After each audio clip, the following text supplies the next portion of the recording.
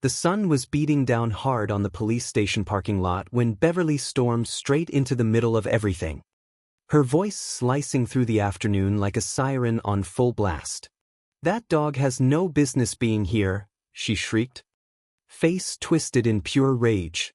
Jabbing her finger toward the calm veteran sitting quietly on the bench with his golden retriever. Her chest heaved up and down as she dragged her own tiny chihuahua behind her on a sparkly leash. You could smell the hot asphalt mixing with her heavy perfume.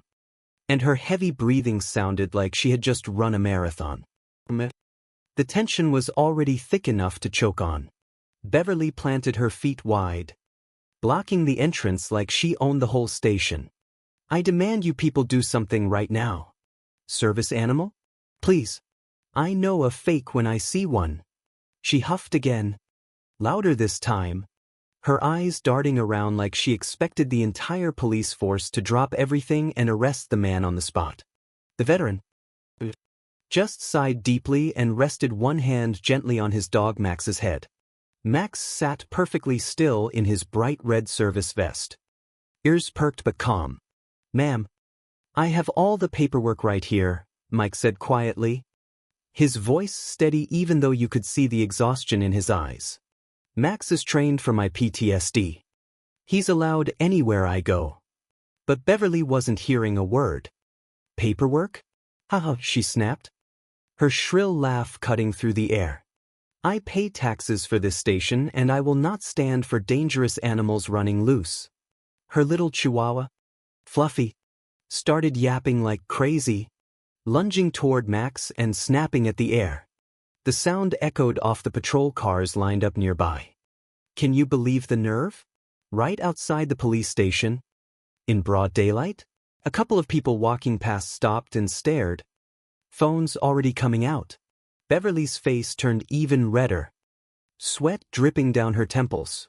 She spun around as the station door flew open and Officer Jenkins stepped out. Badge shining under the bright sun. Uniform crisp. "What's all the shouting about?" he asked. Voice firm but controlled. Beverly pounced on him like a shark smelling blood. "Officer, finally. This man is breaking every pet rule in the book.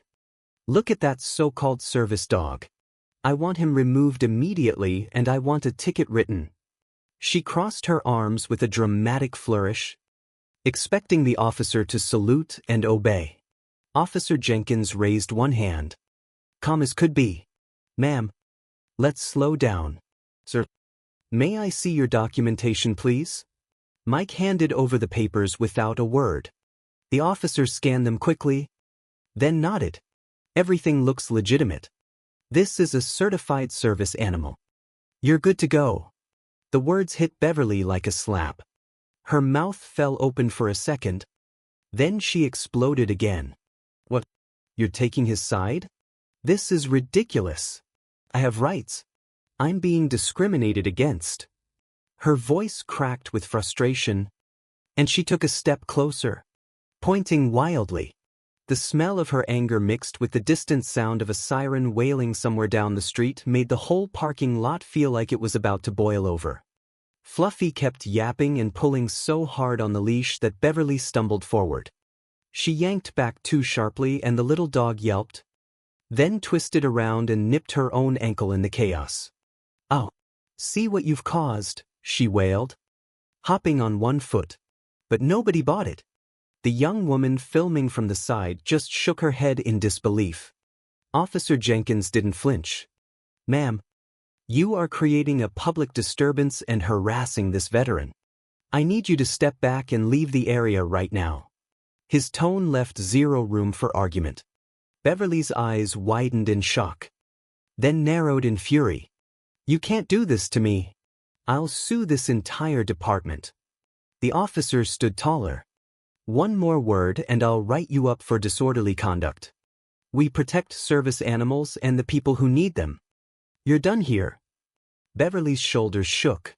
For a split second you could see the panic flash across her face. But she doubled down, voice rising to a screech. "This is insane. Someone call the news. I'm being attacked." She lunged one last time toward Mike. But Officer Jenkins stepped cleanly between them, hand raised like a wall. The young bystander's phone caught every second, and murmurs rippled through the small crowd that had gathered. That was the breaking point. Fluffy's leash tangled around Beverly's legs in her wild movements and she tripped hard, landing on her designer handbag with a thud. Papers and keys spilled everywhere across the hot pavement. She sat there stunned, breathing heavy, tears of pure frustration mixing with the sweat on her cheeks. This isn't over," she muttered. But the fire was gone. Her voice cracked like she knew she had lost. Officer Jenkins helped her up but kept his distance. "Ma'am, here's your citation for disturbing the peace. Take your dog and go home. And next time, think twice before harassing a veteran and his service animal." He handed her the ticket with a steady hand.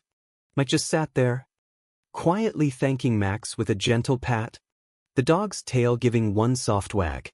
Beverly snatched the paper, face burning with humiliation. She limped away, dragging Fluffy behind her, the little dog still yapping but now ignored. The crowd parted without a word. As she climbed into her car at the far end of the lot, you could hear her slam the door so hard the whole vehicle shook.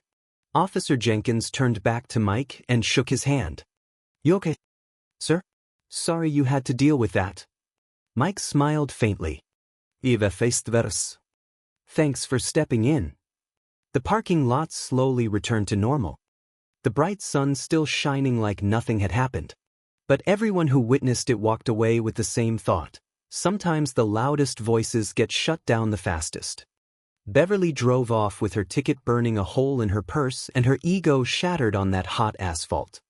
Justice didn't need a long speech or a courtroom.